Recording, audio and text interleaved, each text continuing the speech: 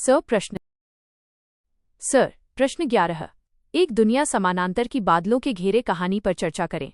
उत्तर कृष्णा सोबती द्वारा रचित बादलों के घेरे नई कहानी आंदोलन की एक भाव प्रधान रचना है जो रूढ़िवादी बंधनों, प्रेम की छटपटाहट और क्षयरोग टीबी से जूझती युवती रवि के अंतर्मन के अकेलेपन को कलात्मक गहराई से व्यक्त करती है। एक मुख्य पात्र रवि के माध्यम से असाध्य बीमारी से उपजे अवसाद और मृत्यु के खौफ के बीच घुटती चेतना का मार्मिक चित्रण है।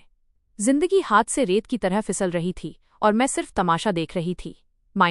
बादलों के घेरे कृष्णा सोबती। 2 प्रेम की अनकही छटपटाहट और सामाजिक संकोच के द्वंद्व को उकेरा गया है, जहां रवि और मन्नो का संबंध मौन में गहराता है। कुछ बातें ऐसी होती हैं जिन्हें कहने के लिए जुबान की नहीं, सिर्फ धड़कनों की जरूरत होती है। बादलों के घेरे कृष्णा सोबती।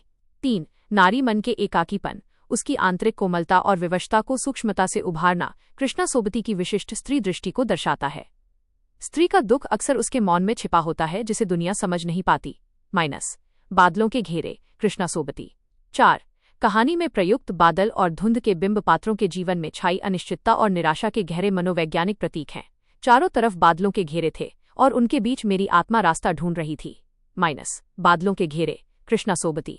5 नई कहानी के महानगरीय कोलाहल से अलग यहाँ पहाड़ों का शांत और उदास वातावरण है जो आंतरिक तन्हाई को और सघन करता है। पहाड़ों की ये खामोशी दिल के सन्नाटे को और बढ़ा देती है। बादलों के घेरे कृष्णा सोबती। 6 कहानी का अंत एक गहरी दार्शनिक शून्यता और मृत्यु के क्रूर यथार्थ की ओर ले जाता है, जहां सब कुछ धुंध में विलीन हो जाता है। सब कुछ धुंधला था, जैसे कोई कहानी शुरू होने से पहले ही खत्म हो गई हो। बादलों के घेरे कृष्णा सोबती। 7 काव्यात्मक शब्दावली, सघन बिंबों और प्रतीकात्मक संवादों के माध्यम से कहानी को एक अनूठी संवेदनात्मक ऊंचाई प्रदान की गई है। साधारण शब्दों में असाधारण यथार्थ व्यक्त हुआ है। कहानी कला प्रेमचंद। प्रश्न 12। एक दुनिया समानांतर की खोई हुई दिशाएं कहानी पर चर्चा करें। उत्तर कमलेश्वर द्वारा रचित खोई हुई दिशाएं नई कहानी आंदोलन की एक युगांतरकारी रचना है जो आधुनिक महानगरीय जीवन की अमानवीयता, भीड़ के बीच पनपते अकेलेपन, एलियनेशन और पहचान के संकट को अत्यंत प्रामाणिक ढंग से प्रस्तुत करती है। एक मुख्य पात्र चंदर के माध्यम से महानगरों में रहने वाले आधुनिक मनुष्य के आंतरिक अकेलेपन का सजीव अंकन है। इस शहर में इतने लोग हैं पर मेरा कोई नहीं, कोई मुझे पहचानने वाला नहीं। खोई हुई दिशाएं कमलेश्वर। 2 महानगरीय संस्कृति में मानवीय रिश्तों के हो रहे यांत्रिकरण और आत्मीयता के लोप को गहराई से उकेरा गया है। रिश्ते जब अपनी गर्माहट खो देते हैं तो केवल एक ठंडी राख बचती है। खोई हुई दिशाएं कमलेश्वर। 3 दिल्ली जैसे शहर को एक ऐसी निष्ठुर मशीन के रूप में दिखाया गया है जो मनुष्य की वैयक्तिक पहचान को निगल जाती है। यह शहर एक ऐसा चक्रव्यूह है जिसमें हर आदमी अपनी दिशा खो चुका है। खोई हुई दिशाएं कमलेश्वर।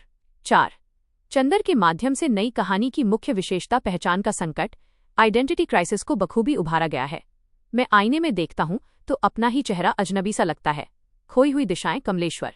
5 आर्थिक और सामाजिक चक्र में पिसते हुए मध्यवर्गीय नौकरी पेशा इंसान की मानसिक छटपटाहट को दिखाया गया है। महानगरीय संत्रास और अकेलेपन से उपजी कुंठा ही इस दौर की नियति है। नई कहानी की भूमिका राजेंद्र यादव। 6 कहानी का अंत एक गहरी निराशा और दार्शनिक शून्यता की ओर ले जाता है, जहां व्यक्ति अपनों के बीच भी अजनबी बना रहता है। दिशाएं चारों तरफ खुली थीं, पर मेरे लिए सब बंद हो चुकी थीं। खोई हुई दिशाएं कमलेश्वर।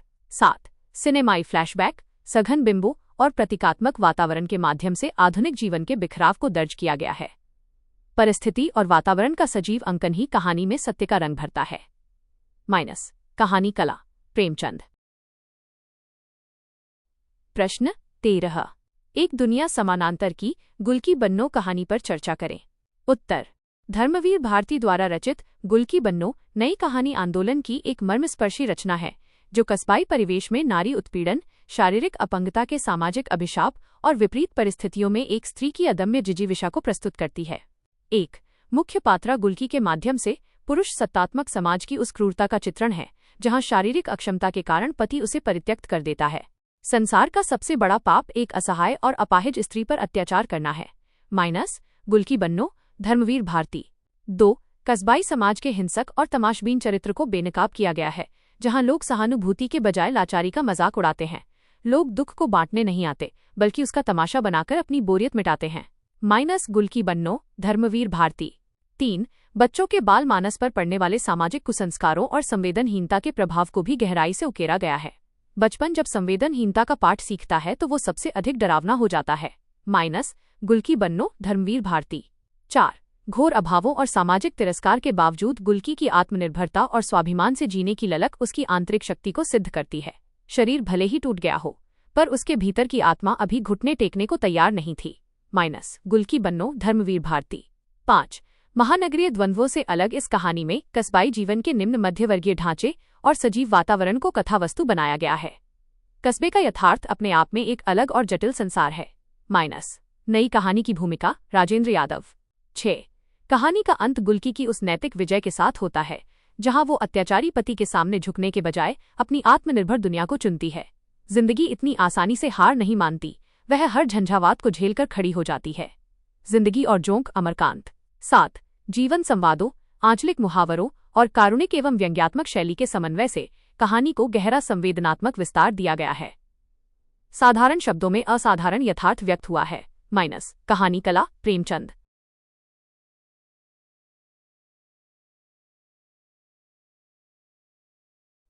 प्रश्न 14 एक दुनिया समानांतर की परिंदे कहानी पर चर्चा करें।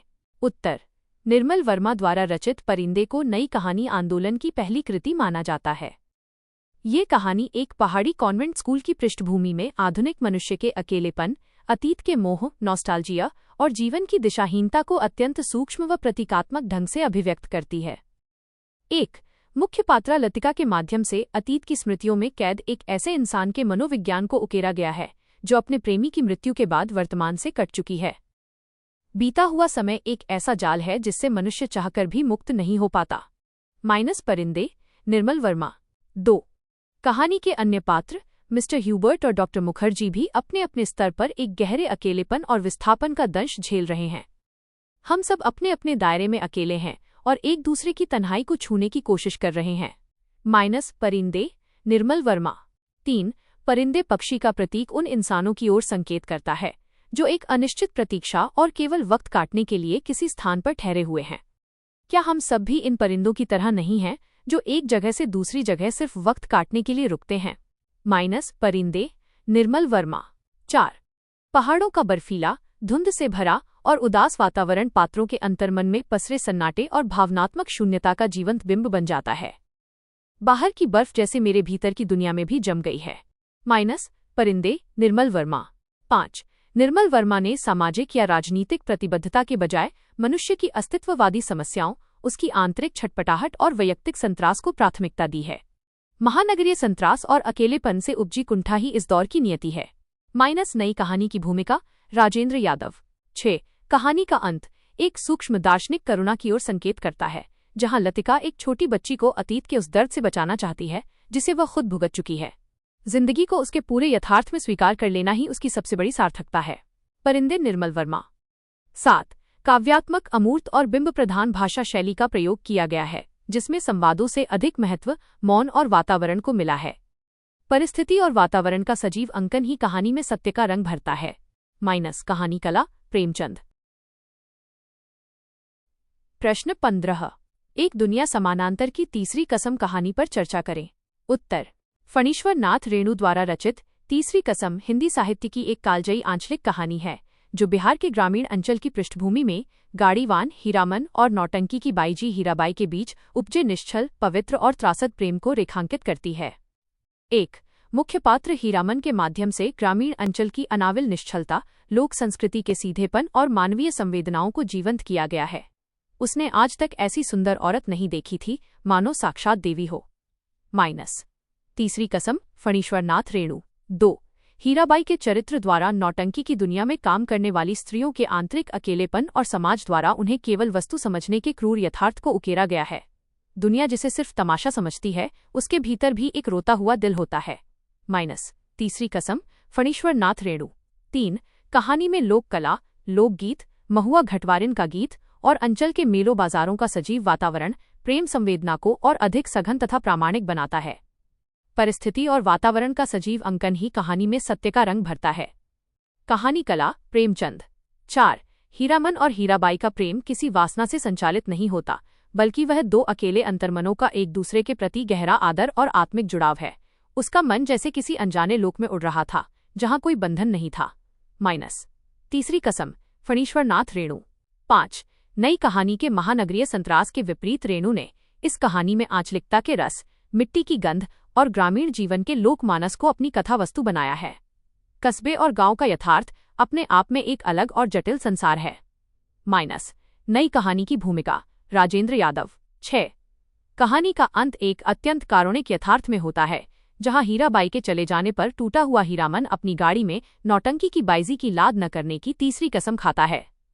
सब कुछ खत्म हो गया था, सिर्फ एक सूनी राह बाकी थी, और हीरामन की कसम। तीसरी कसम, फणीश्वरनाथ रेणु। 7 आंचलिक बोली के पुट, प्रतीकात्मक बिंबों और काव्यात्मक संवाद शैली के प्रयोग से कहानी को संवेदनात्मक रूप से अद्वितीय ऊंचाई मिली है। साधारण शब्दों में असाधारण यथार्थ व्यक्त हुआ है। कहानी, कला, प्रेमचंद।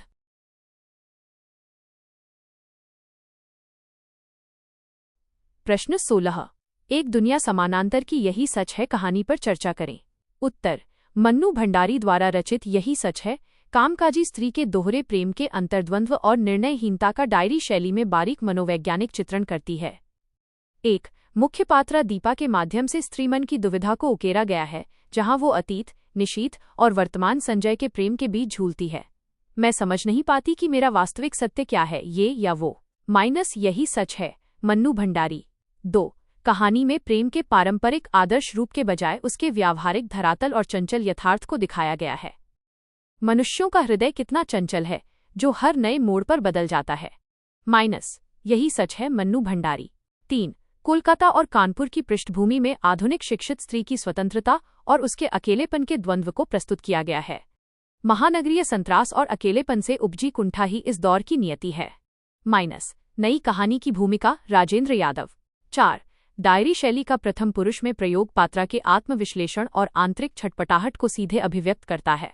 संवाद और स्वगत कथन ऐसे होने चाहिए जो पात्र के अंतर्मन को पूरी तरह खोलकर रख दे। कहानी, कला, प्रेमचंद। 5 ये रचना स्त्री के अंतर्जगत को किसी पुरुषवादी चश्मे के बिना उसकी अपनी प्रामाणिक स्त्री दृष्टि से देखने का अवसर देती है। स्त्री का दुख अक्सर उसके मौन और अंतर्द्वंद्व में छिपा होता है। बादलों के घेरे, कृष्णा सोबती।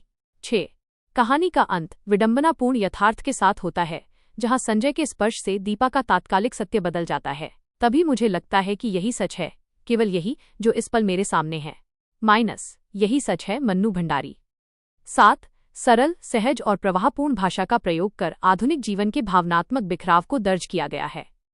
साधारण शब्दों में असाधारण यथार्थ व्यक्त हुआ है। कहानी, कला, प्रेमचंद।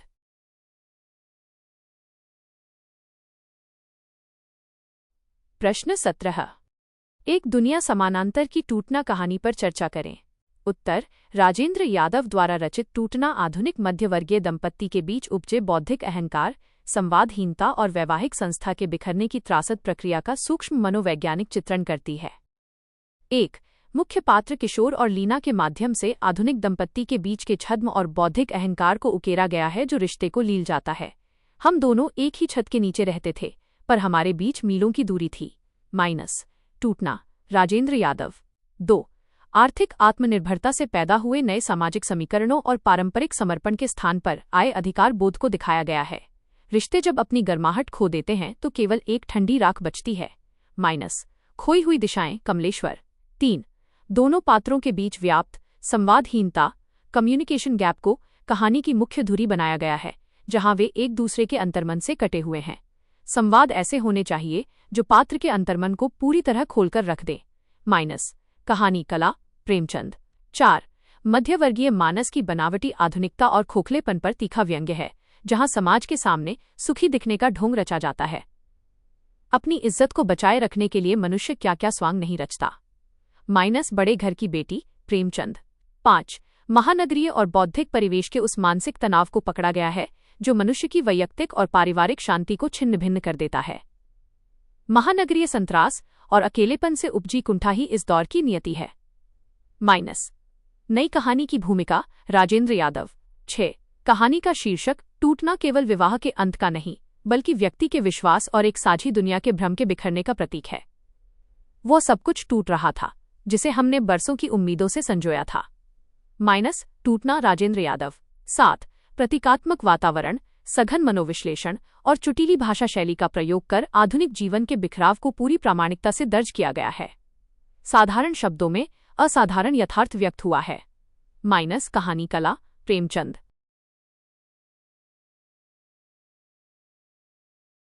प्रश्न 18 एक दुनिया समानांतर के नामकरण के औचित्य पर स्पष्ट करें। उत्तर राजेंद्र यादव द्वारा संपादित एक दुनिया समानांतर का नामकरण पारंपरिक आदर्शवादी कथा मूल्यों के बरक्स आधुनिक मनुष्य के वास्तविक और जीवंत संसार को स्थापित करने की वैचारिक घोषणा है। 1 यथार्थ जीवन की समानांतरता। यह कहानियां किसी काल्पनिक लोक की नहीं, बल्कि उसी वास्तविक जीवन के समानांतर चलती हैं जिसे आम आदमी रोज जीता है। साहित्य का काम जीवन के समानांतर एक ऐसी दुनिया खड़ी करना है जो मनुष्य को आत्मदर्शन करा सके। नई कहानी की भूमिका राजेंद्र यादव। 2 पारंपरिक कथा ढांचे का निषेध। यह नाम उस घिसे पिटे पारंपरिक ढांचे को खारिज करता है जो केवल मनोरंजन पर आधारित था और आम हाड़ मास के इंसानों को केंद्र में लाता है। कहानी अब राजा रानी की नहीं, बल्कि हमारे ही समानांतर जीने वाले इंसानों की है। नई कहानी की भूमिका राजेंद्र यादव। 3 बदलते मानवीय मूल्य। स्वतंत्रता के बाद आए शहरीकरण और टूटते मूल्यों के बीच पनपी नई मानवीय चेतना को यह संकलन समानांतर रूप से दर्ज करता है। बदलते हुए समय के साथ एक नई समानांतर चेतना का जन्मना अनिवार्य था। माइनस नई कहानी की भूमिका राजेंद्र यादव। 4 आंतरिक जगत का प्रकटीकरण। महानगरीय संत्रास, अकेलेपन और पहचान के संकट से जूझ रहे आधुनिक मानव के आंतरिक द्वंद्वों को यह नाम पूरी तरह चरितार्थ करता है। महानगरीय संत्रास और अकेलेपन से उपजी कुंठा ही इस दौर की नियति है। माइनस नई कहानी की भूमिका राजेंद्र यादव। 5 विविध सत्यों का समावेश। नई कहानी आंदोलन की उस विशेषता को पुष्ट करता है जहां कहानीकार समाज के विविध और बहुआयामी सत्यों को समानांतर रूप से समेटता है। कहानी जब किसी व्यापक सत्य को छूती है तभी वह अमर होती है। माइनस नई कहानी की भूमिका राजेंद्र यादव। 6 थोप गए आदर्शों से मुक्ति। यह नाम नैतिकताओं के समानांतर व्यक्ति मन की वास्तविक व्यावहारिक उलझनों और निर्णयहीनता की स्थितियों को प्रामाणिकता देता है। मैं समझ नहीं पाती कि मेरा वास्तविक सत्य क्या है, यह या वो। माइनस यही सच है, मन्नू भंडारी।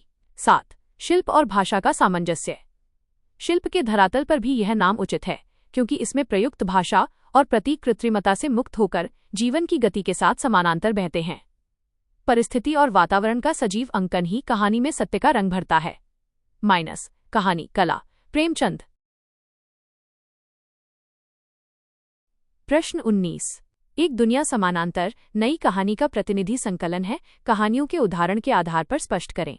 उत्तर राजेंद्र यादव द्वारा संपादित एक दुनिया समानांतर को नई कहानी आंदोलन का प्रतिनिधि संकलन माना जाता है क्योंकि इसमें शामिल कहानियां स्वातंत्र्योत्तर भारत के बदलते सामाजिक और मानसिक यथार्थ को नए शिल्प के साथ अभिव्यक्त करती हैं। 1 महानगरीय संत्रास और अकेलापन। कमलेश्वर की खोई हुई दिशाएं में आधुनिक मनुष्य के भीड़ के बीच पनपते अकेलेपन को दिखाया गया है। इस शहर में इतने लोग हैं पर मेरा कोई नहीं, कोई मुझे पहचानने वाला नहीं। माइनस खोई हुई दिशाएं कमलेश्वर। 2 स्त्री पुरुष संबंधों का बिखराव। राजेंद्र यादव की टूटना कहानी में मध्यवर्गीय दंपत्ति के बीच उपजे बौद्धिक अहंकार और संवादहीनता का चित्रण है। हम दोनों एक ही छत के नीचे रहते थे पर हमारे बीच मीलों की दूरी थी। माइनस टूटना राजेंद्र यादव। 3 विभाजन की मानवीय त्रासदी।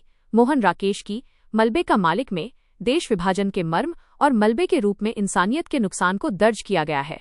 वह मलबे का ढेर जैसे पूरी इंसानियत की लाश पर खड़ा था। माइनस मलबे का मालिक मोहन राकेश। 4 निम्न वर्ग की अदम्य जिजीविषा। अमरकांत की जिंदगी और जोंक में रजुआ के माध्यम से विषम परिस्थितियों में भी जीवित रहने की चाह को उभारा गया है। वह मौत से नहीं, जिंदगी से लड़ रहा था। माइनस जिंदगी और जोंक, अमरकांत। 5 स्त्री मन का अंतर्द्वंद्व। मन्नू भंडारी की यही सच है में कामकाजी स्त्री की तरलता और तात्कालिक सत्य को चुनने की छटपटाहट का प्रामाणिक अंकन है। तभी मुझे लगता है कि यही सच है, केवल यही, जो इस पल मेरे सामने है। माइनस यही सच है, मन्नू भंडारी। 6 अस्तित्ववादी संकट और अतीत मोह। निर्मल वर्मा की परिंदे में पात्रों के माध्यम से जीवन की शाश्वत दिशाहीनता और तन्हाई को प्रतीकात्मक रूप मिला है। क्या हम सब भी इन परिंदों की तरह नहीं हैं जो एक जगह से दूसरी जगह सिर्फ वक्त काटने के लिए रुकते हैं? माइनस परिंदे, निर्मल वर्मा। 7 पारंपरिक आदर्शों से मुक्ति। संकलन की कहानियों का मूल उद्देश्य थोपे गए आदर्शों के बजाय जीवन के बहुआयामी सत्यों को उनके वास्तविक रूप में स्थापित करना है। कहानी जब किसी व्यापक सत्य को छूती है तभी वह अमर होती है। माइनस नई कहानी की भूमिका राजेंद्र यादव। प्रश्न 20। एक दुनिया समानांतर की कहानी प्रेमचंद की कहानी का ही अलग चरण है। उपयुक्त कहानी उदाहरणों के आधार पर इस कथन को स्पष्ट करें। उत्तर। हिंदी कहानी के विकास क्रम में एक दुनिया समानांतर की नई कहानी प्रेमचंदीय परंपरा का निषेध नहीं, बल्कि उनकी यथार्थवादी चेतना का ही एक अगला और अनिवार्य चरण है, जहां कहानी सामाजिक यथार्थ के बाह्य धरातल से आगे बढ़कर आधुनिक मनुष्य के आंतरिक और मनोवैज्ञानिक यथार्थ में प्रवेश करती है। 1। यथार्थवाद का अगला चरण। प्रेमचंद ने कफन में जिस नग्न यथार्थ की नींव रखी, नई कहानी उसी को आगे बढ़ाते हुए व्यवस्था के खोखलेपन को उजागर करती है। जिस समाज में रात दिन मेहनत करने वालों की हालत उनकी हालत से कुछ बहुत अच्छी न थी, वहां इस तरह की मनोवृत्ति का पैदा हो जाना कोई अचरज की बात न थी। माइनस कफन प्रेमचंद। 2। बाह्य उत्पीड़न बनाम आंतरिक जिजीविषा। प्रेमचंद की सदगति में जहां दलित जीवन का बाह्य उत्पीड़न मुख्य था, वहीं अमरकांत की जिंदगी और जोंक का रजुआ व्यवस्था के भीतर अपनी अदम्य जिजीविषा को व्यक्त करता है। वह मौत से नहीं, जिंदगी से लड़ रहा था। वह मौत से नहीं, जिंदगी और जोंक अमरकांत। 3। भौतिक विस्थापन बनाम मानसिक अकेलापन। प्रेमचंद जहां पूस की रात में किसान के आर्थिक संकट का चित्रण करते हैं, वहीं कमलेश्वर खोई हुई दिशाएं में शहरी मनुष्य के मानसिक विस्थापन और अकेलेपन को दिखाते हैं। इस शहर में इतने लोग हैं, पर मेरा कोई नहीं, कोई मुझे पहचानने वाला नहीं। माइनस खोई हुई दिशाएं कमलेश्वर। 4। आदर्शवादी समाधान का अंत। प्रेमचंद के यहाँ पारिवारिक संकट का समाधान अंततः हृदय परिवर्तन से होता है, जबकि राजेंद्र यादव टूटना में बौद्धिक अहंकार से उपजे रिश्ते के अंतिम बिखराव को दिखाते हैं। हम दोनों एक ही छत के नीचे रहते थे, पर हमारे बीच मीलों की दूरी थी। माइनस टूटना राजेंद्र यादव। 5। स्त्री चेतना का नया क्षितिज। प्रेमचंद ने स्त्री मन को सामाजिक मर्यादाओं में उकेरा, जबकि मन्नू भंडारी ने यही सच है में आधुनिक स्त्री की तरलता और तात्कालिक सत्य को चुनने की पूर्ण स्वतंत्रता को स्थापित किया। तभी मुझे लगता है कि यही सच है, केवल यही, जो इस पल मेरे सामने है। माइनस यही सच है मन्नू भंडारी। 6। वैयक्तिक संतरास को प्राथमिकता। प्रेमचंद की कहानी सामाजिक वर्ग चेतना से बंधी थी, वहीं नई कहानी का यह चरण अस्तित्ववादी संकट और पहचान की खोज को अपनी मुख्य धुरी बनाता है। महानगरीय संतरास और अकेलेपन से उपजी कुंठा ही इस दौर की नियति है। माइनस नई कहानी की भूमिका राजेंद्र यादव। 7। शिल्पगत विकास। प्रेमचंद जहां वर्णनात्मक शैली को अपनाते थे, वहीं नई कहानी का यह चरण डायरी शैली, फ्लैशबैक और सघन बिंबों के माध्यम से अमूर्त अनुभूतियों को दर्ज करता है। परिस्थिति और वातावरण का सजीव अंकन ही कहानी में सत्य का रंग भरता है। माइनस कहानी कला। प्रेमचंद।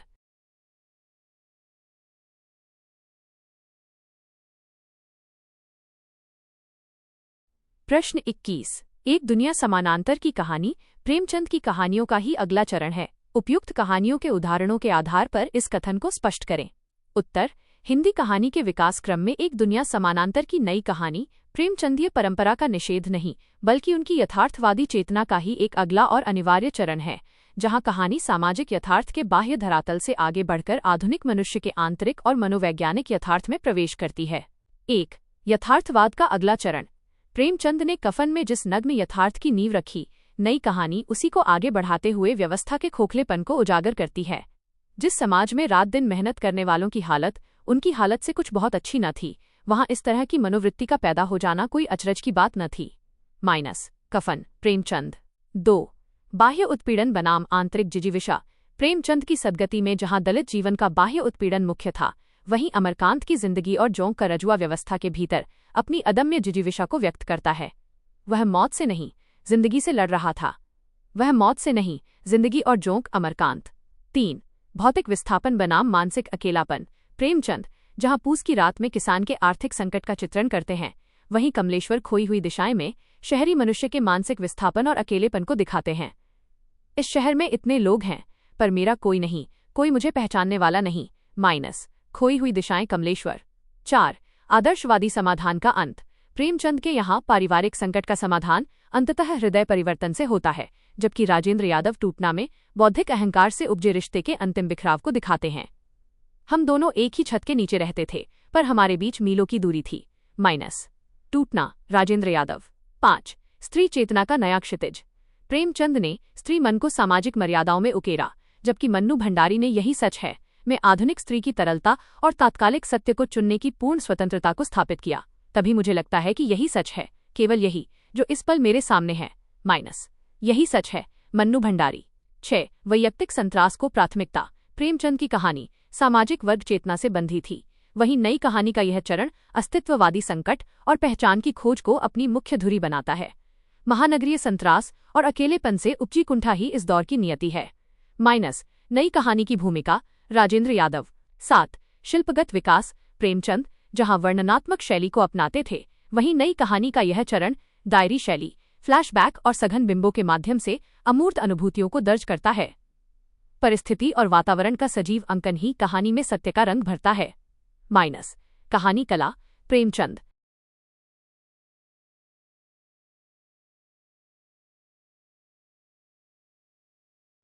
प्रश्न 22।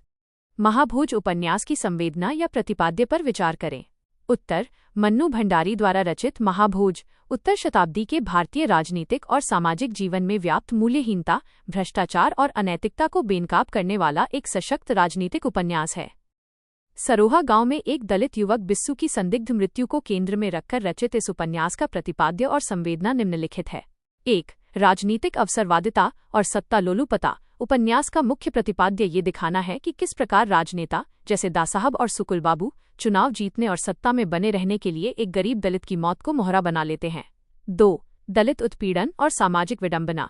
बिस्सू की मौत के बहाने उपन्यास यह संवेदना व्यक्त करता है कि आज भी शोषित और पिछड़े वर्ग के लोग केवल वोट बैंक की राजनीति का जरिया हैं, उनके वास्तविक विकास से किसी को सरोकार नहीं है। 3 व्यवस्था के अंगों का पतन। मन्नू भंडारी ने पुलिस, डीआईजी सिन्हा और न्याय व्यवस्था के उस बिके हुए रूप को उजागर किया है जो अपराधियों को बचाने और निर्दोषों को फंसाने के लिए सत्ताधारियों के इशारे पर काम करती है। 4 प्रेस और मीडिया का चरित्र। उपन्यास दिखाता है कि लोकतंत्र का चौथा स्तंभ कहा जाने वाला मीडिया, मशाल अखबार के संपादक भी सत्य को उजागर करने के बजाय अपने आर्थिक लाभ और राजनीतिक दबाव के आगे घुटने टेक देता है। 5 बौद्धिक वर्ग की लाचारी। लोचन बाबू और महेश जैसे पात्रों के माध्यम से उस प्रबुद्ध वर्ग की लाचारी को दिखाया गया है जो व्यवस्था के खिलाफ आवाज तो उठाना चाहता है, लेकिन अंततः अपने स्वार्थ या डर के कारण मौन हो जाता है।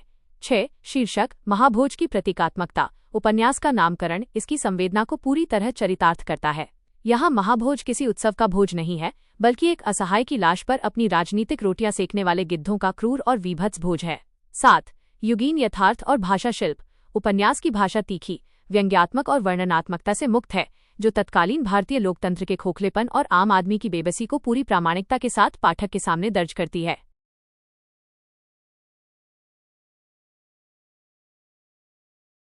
प्रश्न 22। महाभोज उपन्यास की संवेदना या प्रतिपाद्य पर विचार करें।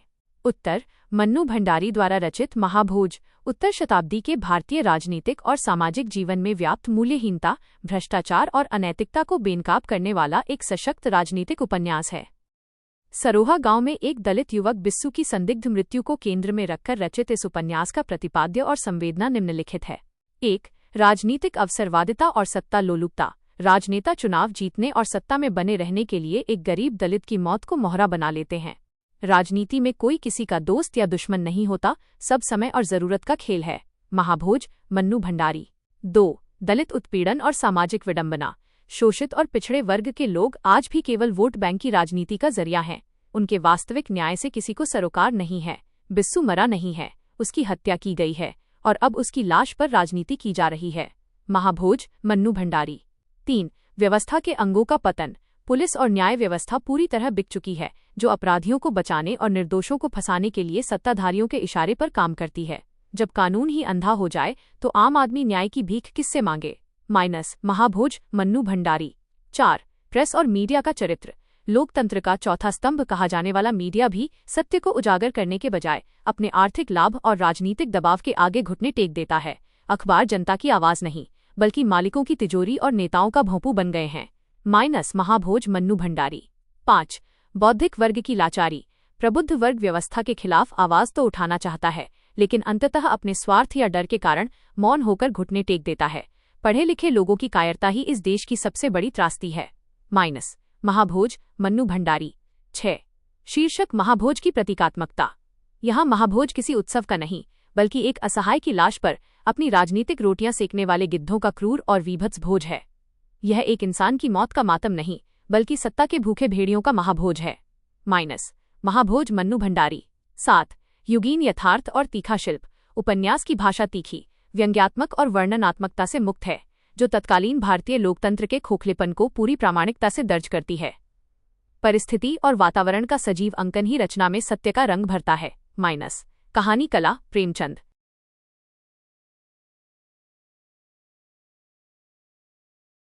प्रश्न 23। महाभोज एक सफल राजनीतिक उपन्यास है, चर्चा करें।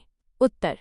मन्नू भंडारी द्वारा रचित महाभोज हिंदी साहित्य का एक कालजयी राजनीतिक उपन्यास है, जो किसी व्यक्तिगत चरित्र के बजाय समकालीन भारतीय राजनीति के प्रामाणिक, नग्न और विभत्स यथार्थ को अपनी कथा वस्तु का केंद्र बनाता है। 1. सत्ता केंद्रित राजनीति का जीवंत यथार्थ। उपन्यास दिखाता है कि राजनीति का एकमात्र उद्देश्य लोक कल्याण न होकर केवल सत्ता हासिल करना और उसे बनाए रखना है। राजनीति में कोई किसी का दोस्त या दुश्मन नहीं होता, सब समय और जरूरत का खेल है। महाभोज, मन्नू भंडारी। 2. अपराधीकरण और राजनीति का गठजोड़। राजनीति में जोरावर जैसे अपराधियों को संरक्षण देकर सत्ता के हित में उनका इस्तेमाल करने की प्रवृत्ति को प्रमुखता से उभारा गया है। जब सत्ता ही अपराधियों के हाथ की कठपुतली बन जाए तो न्याय की उम्मीद बेमानी है। महाभोज, मन्नू भंडारी। 3. वोट बैंक की घृणित राजनीति। सरोहा गांव के दलित युवक बिस्सू की मौत को चुनाव जीतने के लिए राजनीतिक हथियार की तरह इस्तेमाल करते हुए दिखाया गया है। बिस्सू मरा नहीं है, उसकी हत्या की गई है और अब उसकी लाश पर राजनीति की जा रही है। महाभोज, मन्नू भंडारी। 4. लोकतंत्र के अंगों का राजनीतिकरण। पुलिस, नौकरशाही और प्रेस जैसे लोकतंत्र के स्वायत्त स्तंभों के पतन और सत्ता के आगे समर्पण को बेहद सूक्ष्मता से बेनकाब किया गया है। अखबार जनता की आवाज नहीं, बल्कि मालिकों की तिजोरी और नेताओं का भोंपू बन गए हैं। महाभोज, मन्नू भंडारी। 5. दासाहब का प्रतीकात्मक चरित्र। दासाहब के माध्यम से उस चतुर, मूल्यहीन और गांधीवादी मुखौटा ओढ़े राजनेता के चरित्र को गढ़ा गया है, जो बेहद ठंडे दिमाग से अपने विरोधियों को समाप्त करता है। पढ़े लिखे लोगों की कायरता ही इस देश की सबसे बड़ी त्रासदी है। महाभोज, मन्नू भंडारी। 6. मूल्यहीनता का तीखा चित्रण। उपन्यास का प्रतिपाद्य ये सिद्ध करता है कि समकालीन राजनीति में आदर्शवाद, नैतिकता और संवेदना पूरी तरह समाप्त हो चुके हैं। ये एक इंसान की मौत का मातम नहीं, बल्कि सत्ता के भूखे भेड़ियों का महाभोज है। महाभोज, मन्नू भंडारी। 7. कथा शिल्प और तीखी भाषा शैली।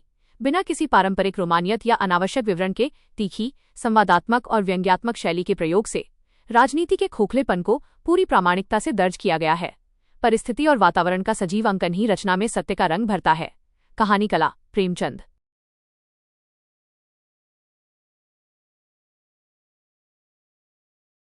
प्रश्न 24।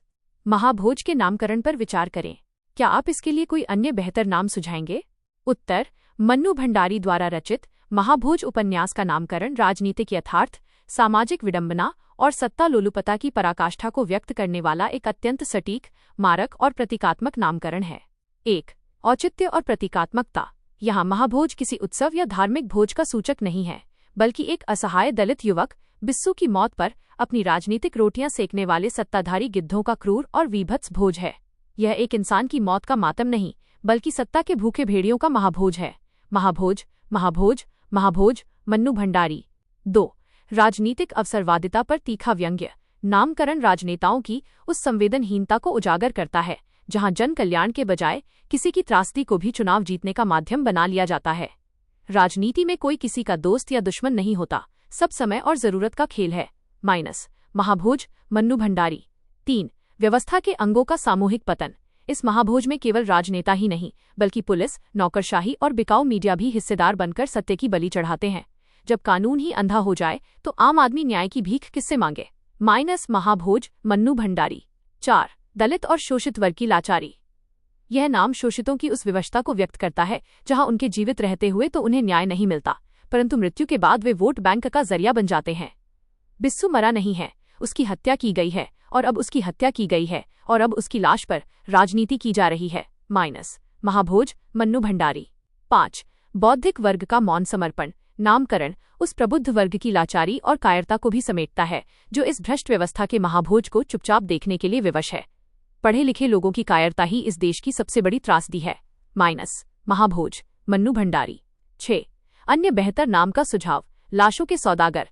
यदि इस कालजयी रचना के लिए कोई अन्य नाम सुझाना हो तो लाशों के सौदागर एक उपयुक्त नाम हो सकता है, क्योंकि समूचा उपन्यास बिस्सू की लाश पर चलने वाले राजनीतिक व्यापार और सौदेबाजी पर आधारित है। अखबार जनता की आवाज नहीं, बल्कि मालिकों की तिजोरी और नेताओं का भोंपू बन गए हैं। महाभोज मन्नू भंडारी। 7 निष्कर्ष। हालांकि लाशों के सौदागर नाम विषय वस्तु को स्पष्ट करता है, फिर भी मन्नू भंडारी द्वारा चुना गया मूल नाम महाभोज अपनी व्यंग्यात्मकता, व्यापकता और दार्शनिक गहराई के कारण सर्वोत्तम और अपरिवर्तनीय है। परिस्थिति और वातावरण का सजीव अंकन ही रचना में सत्य का रंग भरता है। कहानी कला, प्रेमचंद।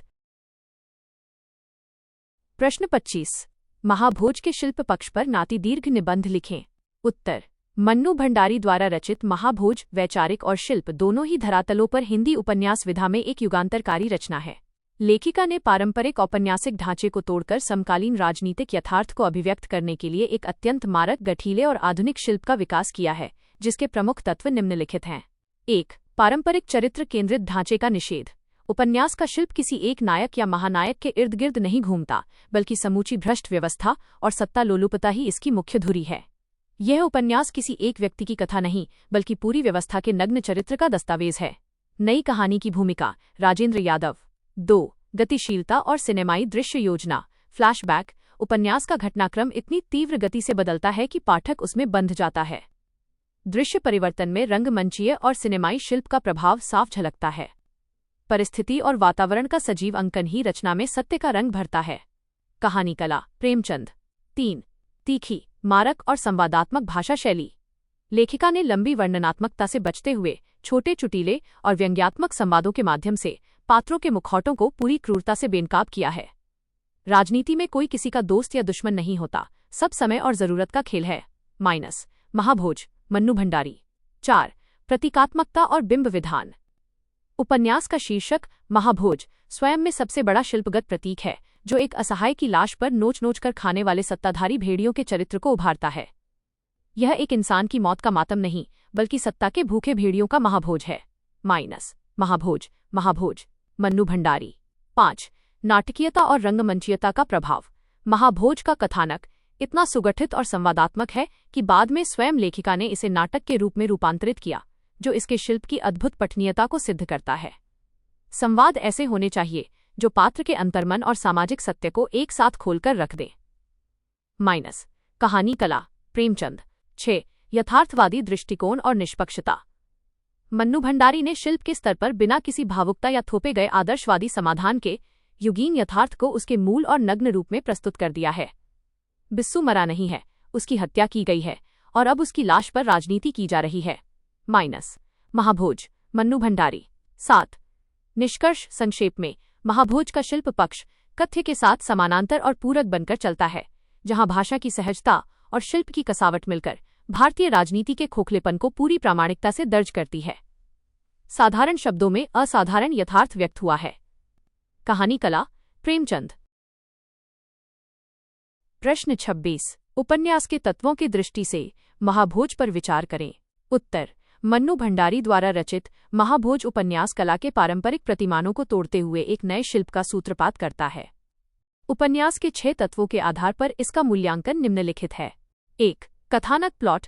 इसका कथानक अत्यंत सुगठित, तीव्रगामी और सरोहा गांव के दलित युवक बिस्सू की मौत तथा उसके इर्द गिर्द बुनी गई चुनाव केंद्रित राजनीति पर आधारित है। यह उपन्यास किसी एक व्यक्ति की कथा नहीं, बल्कि पूरी व्यवस्था के नग्न चरित्र का दस्तावेज है। नई कहानी की भूमिका, राजेंद्र यादव। 2. पात्र और चरित्र चित्रण, कैरेक्टर्स। इसमें पारंपरिक नायक नायिका का अभाव है। दासाहब, सुकुल बाबू, जोरावर और लखन जैसे पात्र व्यक्तिगत चरित्र न होकर भ्रष्ट राजनीतिक व्यवस्था के विभिन्न आयामों के प्रतीक हैं। राजनीति में कोई किसी का दोस्त या दुश्मन नहीं होता, सब समय और जरूरत का खेल है। महाभोज मन्नू भंडारी। 3. कथोपकथन या संवाद, डायलॉग्स। संवाद छोटे, चुटीले, नाटकीय और व्यंग्यात्मक हैं, जो पात्रों के पाखंड और उनके पीछे छिपी सत्ता लोलुपता को पूरी क्रूरता से बेनकाब करते हैं। बिस्सू मरा नहीं है, उसकी हत्या की गई है और अब उसकी लाश पर राजनीति की जा रही है। महाभोज मन्नू भंडारी। 4. देशकाल और वातावरण, सेटिंग, एटमॉस्फेयर। उत्तर शताब्दी के भारतीय ग्रामीण और महानगरीय राजनीतिक परिवेश, पुलिस थानों, अखबार के दफ्तरों तथा चुनावी रैलियों के दूषित वातावरण का अत्यंत जीवंत और प्रामाणिक अंकन किया गया है। परिस्थिति और वातावरण का सजीव अंकन ही रचना में सत्य का रंग भरता है। कहानी कला, प्रेमचंद। 5. भाषा शैली, लैंग्वेज स्टाइल, लेखिका ने तत्सम, तद्भव और समकालीन राजनीतिक शब्दावली जैसे वोट बैंक, दांवपेच से युक्त सहज, मारक और वर्णनात्मकता से मुक्त शैली का प्रयोग किया है। अखबार जनता की आवाज नहीं, बल्कि मालिकों की तिजोरी और नेताओं का भोंपू बन गए हैं। महाभोज मन्नू भंडारी। 6. उद्देश्य या प्रतिपाद्य, थीम पर्पस। उपन्यास का मुख्य उद्देश्य समकालीन लोकतंत्र के चारों स्तंभों, राजनीति, नौकरशाही, न्यायपालिका और प्रेस के सामूहिक पतन तथा आम असहाय आदमी की बेबसी को उजागर करना है।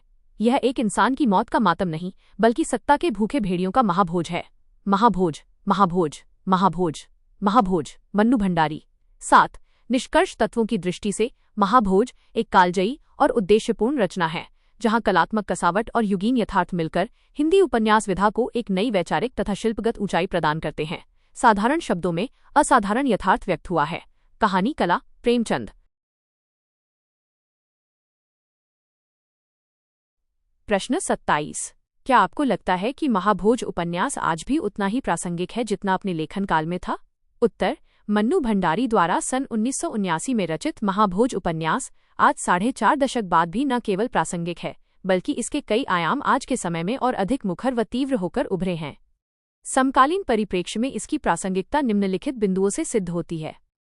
1. सत्ता और अवसरवादिता का निरंतर रूप।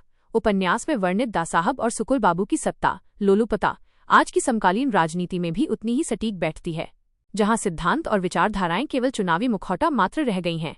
राजनीति में कोई किसी का दोस्त या दुश्मन नहीं होता, सब समय और जरूरत का खेल है। महाभोज मन्नू भंडारी। 2.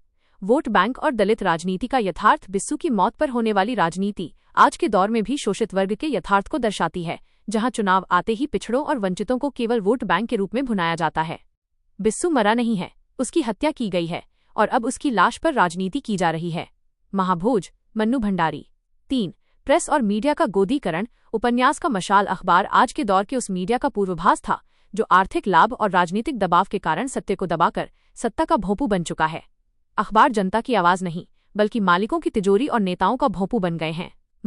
महाभोज मन्नू भंडारी। 4. नौकरशाही और पुलिस का राजनीतिकरण। डीआईजी सिन्हा जैसे पात्रों का सत्ताधारियों के इशारे पर काम करना आज की प्रशासनिक व्यवस्था के पतन और स्वायत्त संस्थाओं पर राजनीतिक दबाव के बढ़ते यथार्थ को प्रमाणित करता है।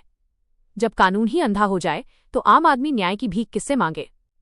महाभोज मन्नू भंडारी। 5. बौद्धिक वर्ग की वैचारिक शिथिलता।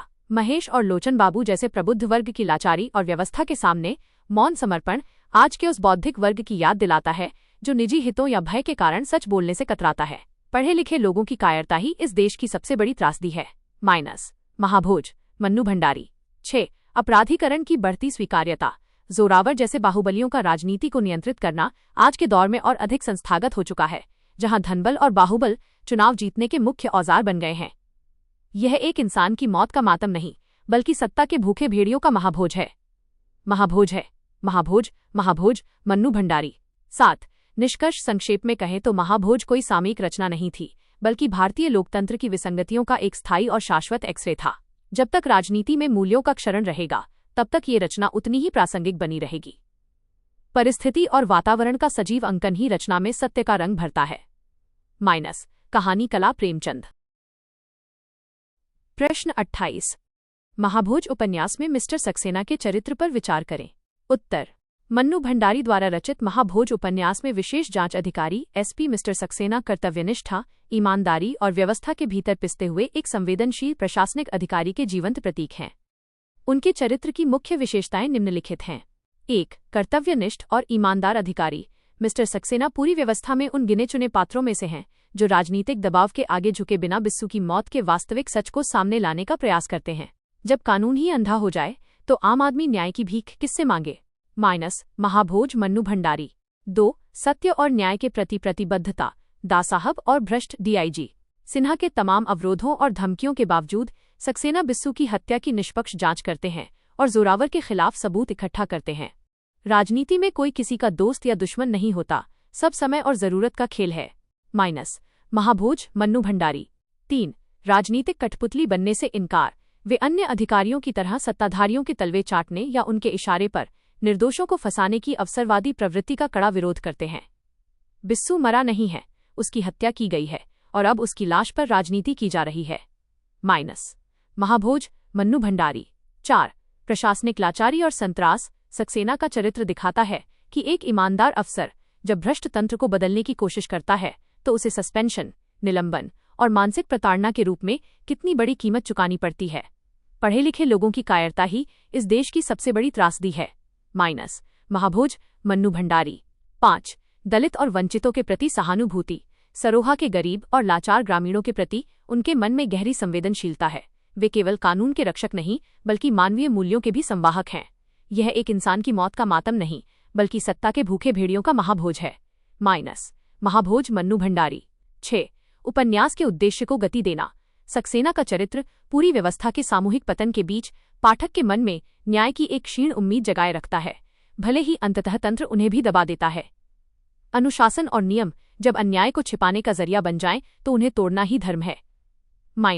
नई कहानी की भूमिका। राजेंद्र यादव। 7 निष्कर्ष संक्षेप में, मिस्टर सक्सेना समकालीन प्रशासनिक व्यवस्था के भीतर के उस अंतर्विरोध और छटपटाहट के प्रतीक हैं जहां ईमानदारी को अंततः सस्पेंशन का पुरस्कार मिलता है। उनका चरित्र उपन्यास के प्रतिपाद्य को अत्यधिक गहराई और प्रामाणिकता प्रदान करता है।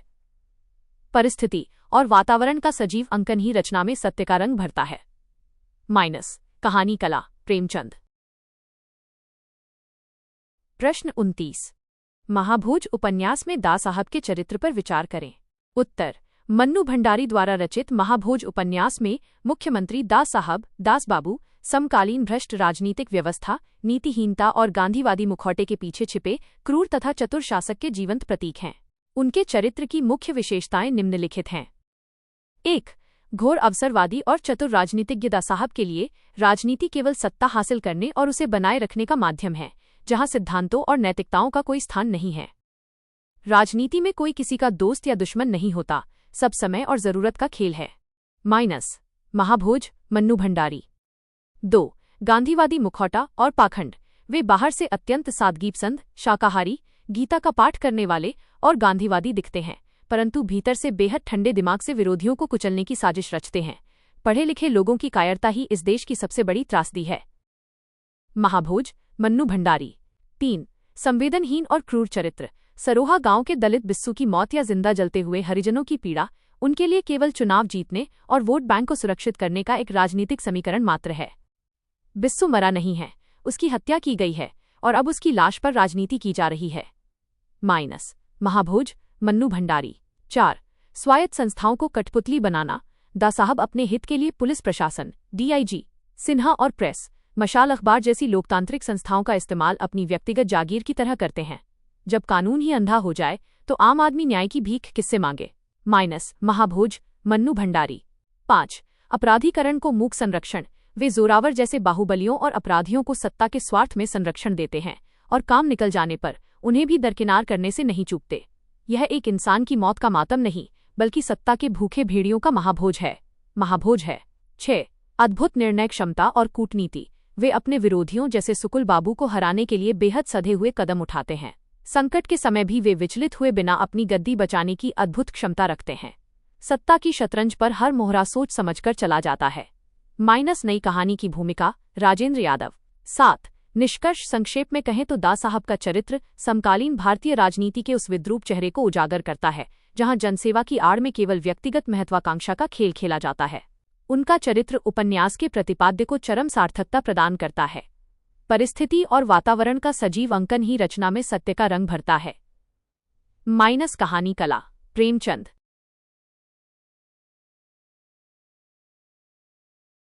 प्रश्न 30। दिव्या की संवेदना पर विचार करें। इसके माध्यम से यशपाल ने किन किन सामाजिक समस्याओं को उठाया है, चर्चा करें। उत्तर।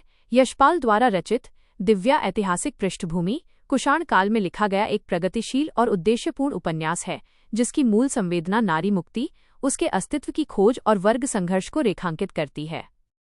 इसके माध्यम से उठाई गई प्रमुख सामाजिक समस्याएं निम्नलिखित हैं। 1 नारी पराधीनता और अस्मिता का संकट। उपन्यास की मूल संवेदना नारी की सामाजिक स्थिति को उजागर करना है, जहां उसे पुरुष की भोग्य और संपत्ति समझा जाता है। नारी का धर्म पुरुष के प्रति पूर्ण समर्पण और त्याग ही मान लिया गया है, चाहे उसका अपना अस्तित्व ही क्यों न मिट जाए। दिव्या, यशपाल। 2 वर्ग भेद और आर्थिक शोषण। यशपाल ने सामंतों, श्रेष्ठियों, पूंजीपतियों और दासों के माध्यम से समाज के आर्थिक वर्गीकरण और शोषित वर्ग की असहाय स्थिति को प्रमुखता से उठाया है। श्रम करने वाले सदैव अभाव में जीते हैं और वैभव केवल सत्ताधारियों के पैरों की दासी है। दिव्या यशपाल। 3 जाति प्रथा और कुलीनता का दंभ। पृथुसेन और दिव्या के प्रेम के मार्ग में सबसे बड़ी बाधा कुलीनता और जाति का अहंकार है, जो मानवीय संवेदनाओं से बड़ा मान लिया जाता है। समाज में मनुष्य की पहचान उसके गुणों से नहीं, बल्कि उसके कुल और जाति से तय होती है। दिव्या यशपाल। 4 धर्म और न्याय व्यवस्था का पाखंड। धर्मस्थों और न्यायपीठों के ढोंग पर करारा प्रहार किया गया है, जो सदा शक्तिशाली वर्ग के हितों की रक्षा करते हैं और निर्बलों को दंड देते हैं। जब कानून ही न्याय को दबाने का माध्यम बन जाए तो धर्म केवल एक दिखावा मात्र रह जाता है। महाभोज मन्नू भंडारी। 5 दास्य प्रथा और अमानवीयता। समाज में दासों और दासी जैसे अंशुमाला और स्वयं दिव्या की पशुवत स्थिति और उनके क्रय विक्रय की क्रूर समस्या को ऐतिहासिक साक्ष्यों के साथ प्रस्तुत किया गया है। इंसान का इंसान द्वारा बेचे जाना ही सभ्यता के माथे पर सबसे बड़ा कलंक है। दिव्या यशपाल। 6 शरणार्थी और विस्थापन की समस्या। युद्ध और सामाजिक बहिष्कार के कारण उत्पन्न होने वाले विस्थापन के दर्द को मारक रूप में दिखाया गया है, जहां व्यक्ति अपनी जड़ों से कट जाता है। विस्थापन मनुष्य से केवल उसका घर नहीं, उसकी पहचान और गरिमा भी छीन लेता है। खोई हुई दिशाएं कमलेश्वर। 7 निष्कर्ष संक्षेप में, दिव्या का प्रतिपाद्य ऐतिहासिक कथानक के माध्यम से समकालीन रूढ़ियों को तोड़ना और नारी को स्वतंत्र मातृत्व तथा अपनी इच्छा से जीवन चुनने का अधिकार दिलाना है। परिस्थिति और वातावरण का सजीव अंकन ही रचना में सत्य का रंग भरता है। कहानी कला प्रेमचंद।